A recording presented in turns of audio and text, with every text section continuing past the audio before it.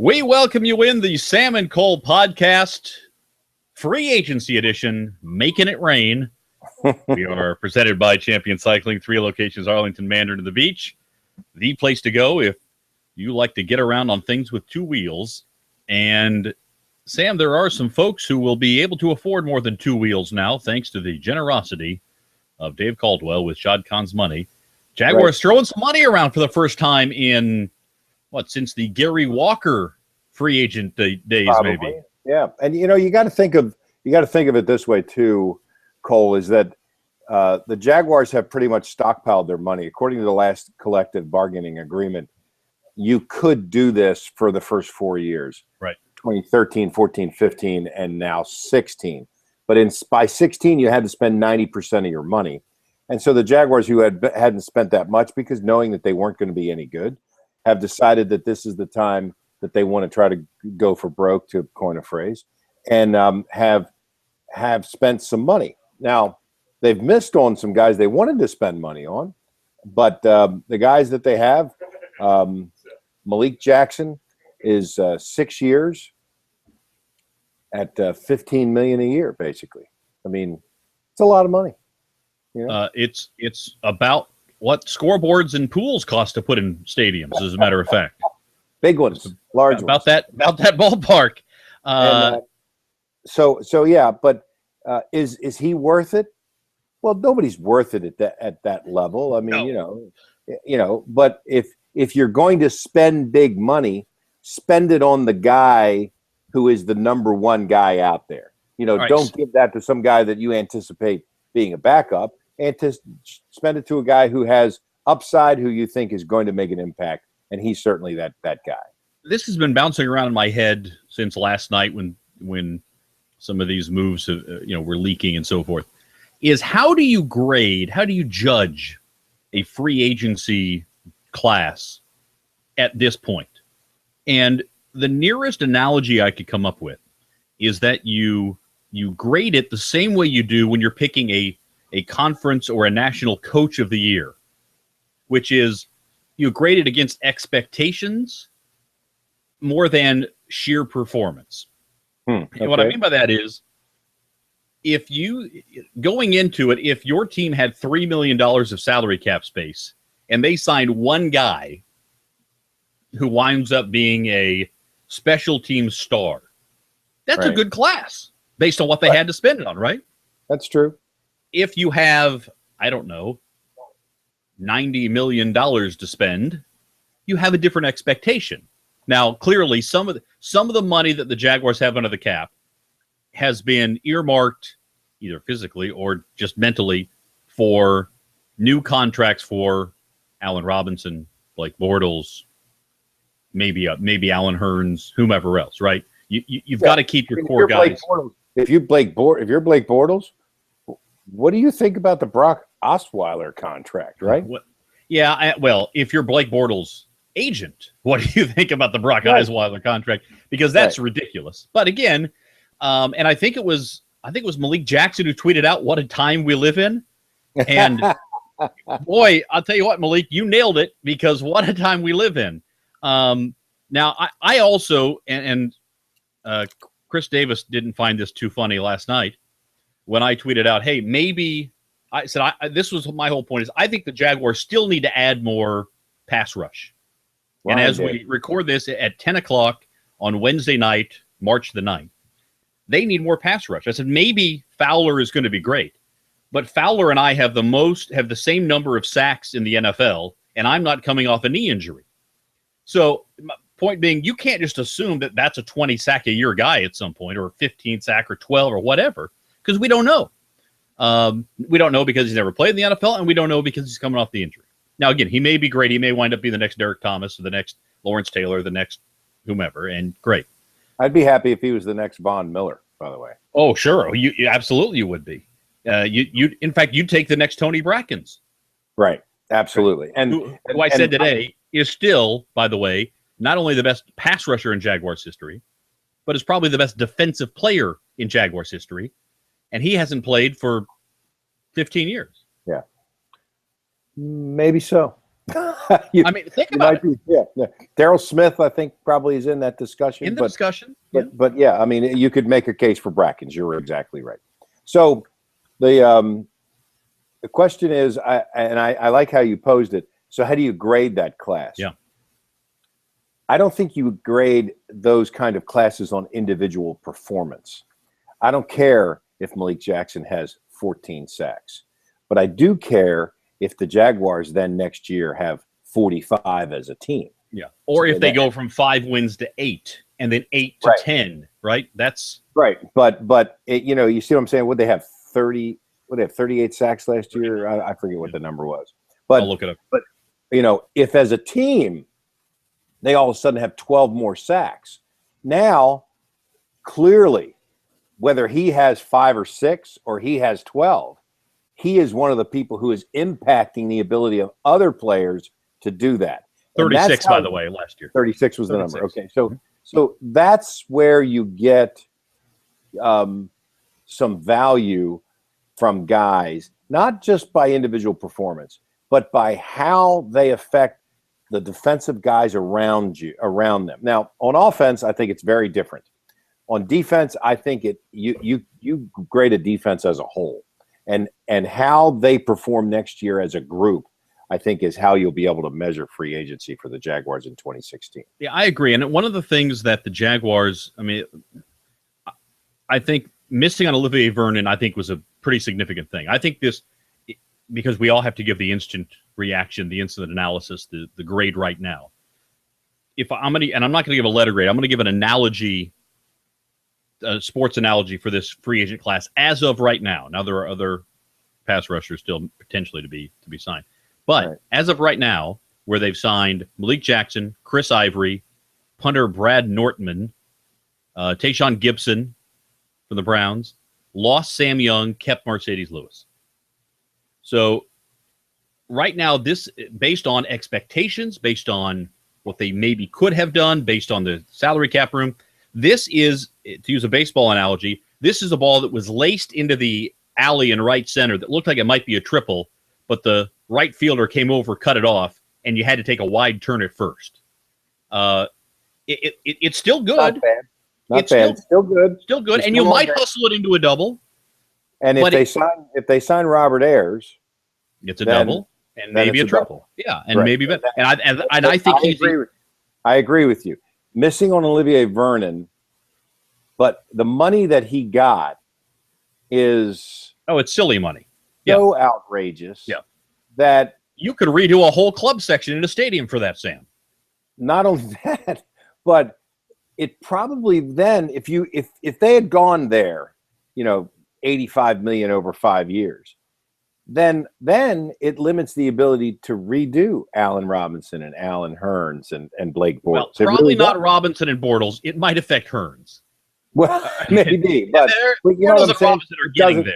Right, but it doesn't give you the flexibility that you want to have as you go forward without having to cut other guys. Or waiting for the next TV contract to come up and make the salary cap go to $1 dollars. That's go over $200 million. So what's the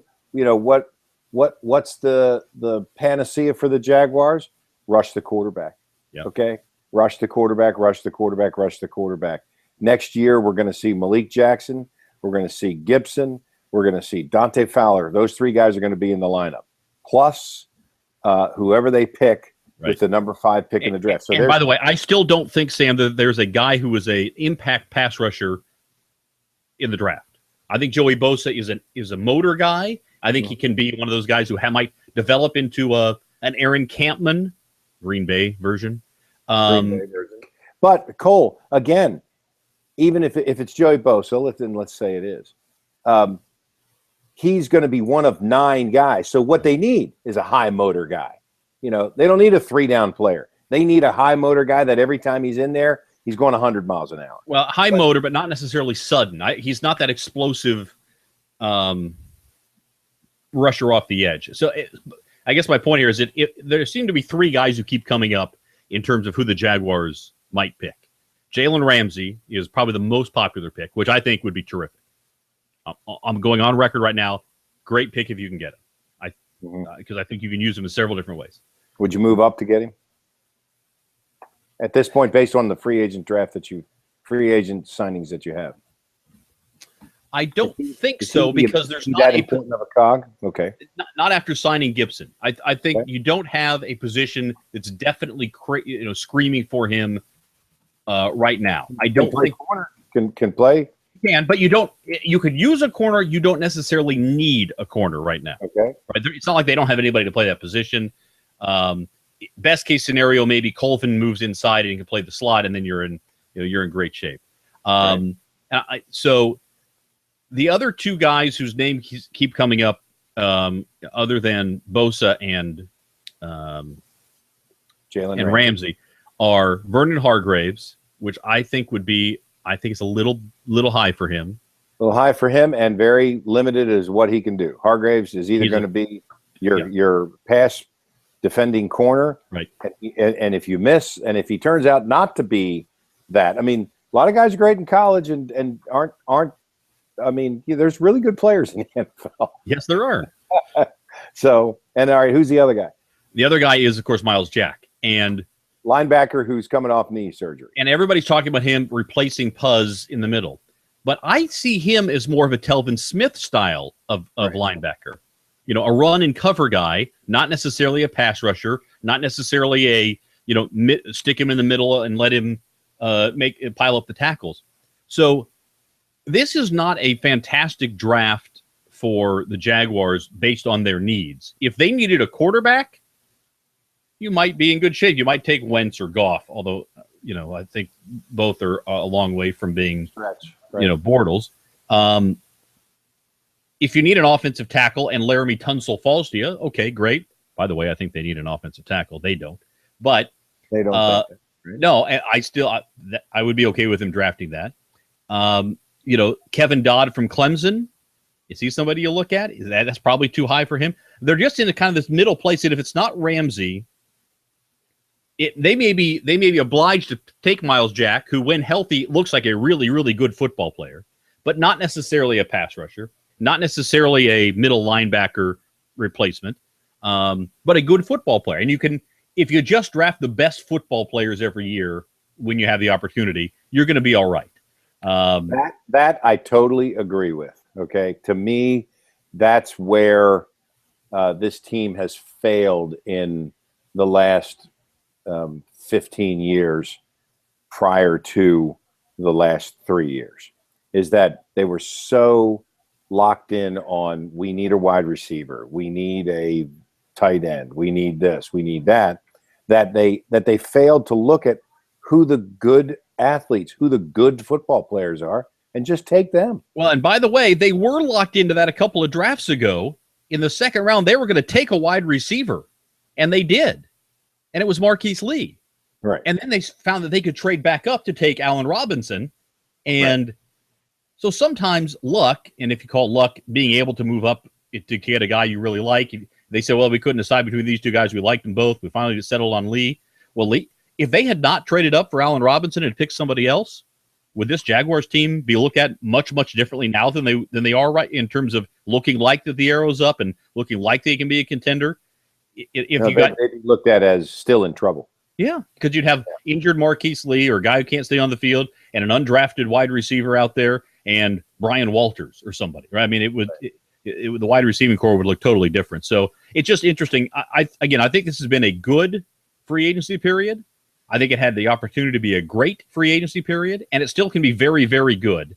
But missing out on Olivier Vernon, and then the other guy who I would have felt a whole lot better if the Jaguars had gotten Alex Mack, because they would have been settled on that line in some combination of Can, Mack, and Linder in the middle. Right. And then Parnell at right tackle, I think they feel pretty good about. Well, let's comment at left tackle. Let's talk about why they didn't get those guys. All right. Somebody else paid them. Right. Well, so why the Jaguars had the money? Why didn't they just pay them? Yeah. Right? They got outbid. I mean, for Vernon, I don't think it came down to, let's pay Malik Jackson and not Olivier Vernon. I think that if they could have gotten Olivier Vernon for the same money that they got Malik Jackson for, that they'd have signed him. Right? I also wonder, and I don't know Vernon, personally. I've never spoken to him. I wonder how much the lure of being in New York was part of that. Sure. He'd been in Florida.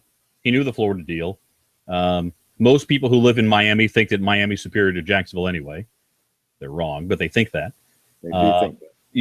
So I wonder if the New York thing was a big part of that. And I also had to wonder. I think I saw that on defense that the Giants had now spent over $200 million this free agency period in terms of full length of the contracts. Is Tom Coughlin going somewhere going, what? What are you doing? Well, you didn't do that when I was there. Yeah. You never play like that when you're my partner. Right. Yeah. He's the guy who loses all three rotations in in a lone wolf situation on the golf course. Right, exactly. You didn't play like that when you were my partner. Yeah. So I just think that I do think that there were places that the Jaguars, maybe the Alex Mack deal. I don't understand why they weren't more competitive there. Unless they've got something that they think they're going to do. I keep hearing they want to put Linder at center, which maybe he'll be a great center, but you're moving a guy to a different position than he's shown that he can play at a high level in the NFL. It's a risk. Mm-hmm. Who plays right guard then? Tyler Shatley. I mean, that's one of those. Yeah, and people listen. Some people talk about how strong he is, and you hear all these things about how good a player he is. Well, if he was so good a player, why didn't he get on the field last year, hardly? How come they put the rookie Can in there instead of him? Is it because he had more versatility? He could go play in other places. But, I hope for their sake that they've made the right decisions here, because if they're not better, they're all leaving on the same day. I mean, it's plain and simple. Shad's just not going to put up with it. He wants results. And he understands how the business works. And Caldwell sitting there, green eye shade and full of cash, has, I can see Bob Cratchit signing free agents to deals. Has Khan looking over his shoulder, going, "Okay, you've got the money, so who do we have?" And by the way, nobody in Jaguars history has ever had an opportunity in free agency like this one. That's a very good point. I mean, there was that year we mentioned in 99 with Gary Walker and company. Yep. I'll have to go back and look at if that's the right year. I think it was 99. Carnell Lake, was that the same year? So, I mean, adding a bunch of guys to a roster in the short term, that was terrific. Jaguars had, and Walker was very productive. But, I'm writing an article right now that I'll tell everybody about some online stuff I'm doing here when it's ready to go. But I'm writing an article about the biggest busts in free agency in Jaguars history, and some of them have been season killers, some of them have been future killers. And some of them have just been, well, that just didn't work out, like Bryce Pop, but they still had the best record in the league. So, Big deal.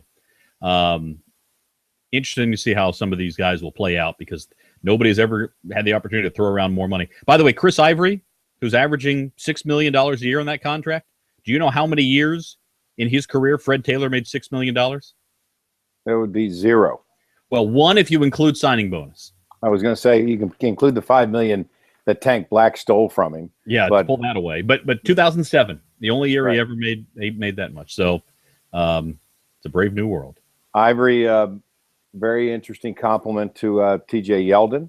And, if you think about the 5 running backs that the Jaguars had on day one on the active roster last year, by the time they got to the 16th game, they kind of had none. Yeah. If you think about it, I mean, Denard Robinson was banged up and playing, but Yeldon wasn't playing. Gerhardt wasn't playing. Grant was on IR. Bernard Pierce wasn't playing. I mean, these are all guys that.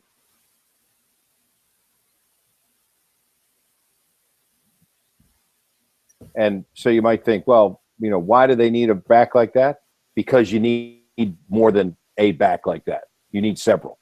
By the way, Sam, I would take, in this day and age of the NFL, I would take 3 solid backs over 1 great back. Mm-hmm. I'd go for that. Particularly if a team is going to run the ball 35 times a game, even 25 times. I mean, just give me a stable of guys who can be productive. In the course of things, I don't need greatness, because you don't win in the NFL by running the football anymore. You win with a passing game. You can set yourself up to win with a running game, but you got to win with a passing game. So that's to me a huge part of what's happening there. And so it is an interesting 1-2 punch for sure. Kudos, by the way, to all local media. Nobody used the phrase Jaguars poach ivory from Jets. Just want to give everybody a pat on the back for restraint. Thank you so much. And so we're looking for Ayers. He's talking to Tampa Bay, but maybe he can talk. Maybe Caldwell can talk his agent into having him stop by here. But if he's going to Tampa Bay, they're going to try not to have him leave without putting him under contract. Yep. This guy had 9.5 sacks last year. He's not. He's. This is not a you put him on that edge and he rushes the passer for the next 6 years kind of free agent, because he's a little bit older. But I think he can be part of a repertoire of pass rushers for the Jaguars, which I think is a real positive. Still interested in Eric Weddle? I am, because I'm not sold on Cyprien. Weddle, I will say this though about Weddle. He is a guy who could make plays that possession changing plays, forcing fumbles, picking off the ball. Gibson is that way too. Gibson's a ball hawk. So 14 picks in his career. Yeah, that's pretty good. Pretty good. Yeah. That's pretty good. And the Jaguars haven't had somebody probably since Dwight Lowry. Dare I invoke the name of Dwight Lowry? Who signed with somebody today, by the way. Yeah, who was it? He's still around, but who was truly a pass rush, or an interception kind of guy in that defensive secondary. The ball seemed to find him. Yeah. That's right. Yeah, exactly. All right, that'll do it for the Sam and Cole podcast. Free agency, Make It Rain edition. We'll have another one after free agency settles down a bit. And exciting announcements coming next month as well for the Sam and Cole podcast. So stay tuned. Yes, we will have some very exciting things coming up. Who are you writing for? I can't tell you till it's out there. But I will tell you all about it when it happens. Because you never did write for Sam's Sportsline. So no matter who it is, I'm going to be disappointed. So we'll see what happens. Yes. This has a slightly larger distribution than Sam's Sportsline, if you can believe it. I'll be the judge of that. You look for those of you watching on YouTube, it looked like I just told Sam that his baby was ugly. That's right. Exactly. All right. I'll like Milton Berle. It pays better. It pays better. Here's what Milton Berle once said. I'll pull mine out until you get embarrassed. Was that Milton Berle or Donald Trump? I don't know. Said that. Milton Berle said that to Howard Stern, actually. All right. That's it for the Sam and Cole podcast. Thanks for joining us. Once again, thanks to the guys from Champion Cycling. 3 locations, Arlington, the Beach, and Mandarin. Now's a good time for that. Sam, I'm sorry. Do you have a celebrity visiting you? Yeah, he's on the other end of the building here, though. But, Sean Woodland is making an appearance. Sean is now. You mean fitness TV anchor star. Right. Exactly. If you watch, by the way, if you have watched Channel 4 in the past, Sean worked in our sports department for about 8 years. And I think, by the way, your best number 2 in my time here. In your time here, that's 20 years. Easily in the last 20 years. Yeah. And we've had a couple of good guys prior to that. But Sean's very good. And as evidenced by what he's doing now, he's the kind of the director of communications and broadcasting for CrossFit International, lives in California. And if you watch the CrossFit Championship that they do on ESPN, the voice that you hear is Sean doing the play-by-play. So, great guy, too. Yep. Just excellent. Yep, absolutely. Glad World's to strongest have brewery. him through here. And apparently they're revealing a new workout here in Jacksonville coming up, as they do on Thursday nights. Is it about hauling all of the free agency money on your shoulders? Is that a workout? You have to flip $10 million is what you have to do. You have to throw Alex Mack all the way to Atlanta. That's it. All right, Cole. That'll do it for the Sam and Cole podcast. We'll check you next time. Remember to follow Sam on Twitter at Sam Kavaris. Follow me on Twitter at Cole Pepper. And new and exciting things coming for the Sam and Cole podcast as we get closer to the draft. Thanks so much for listening right here to the Sam and Cole podcast.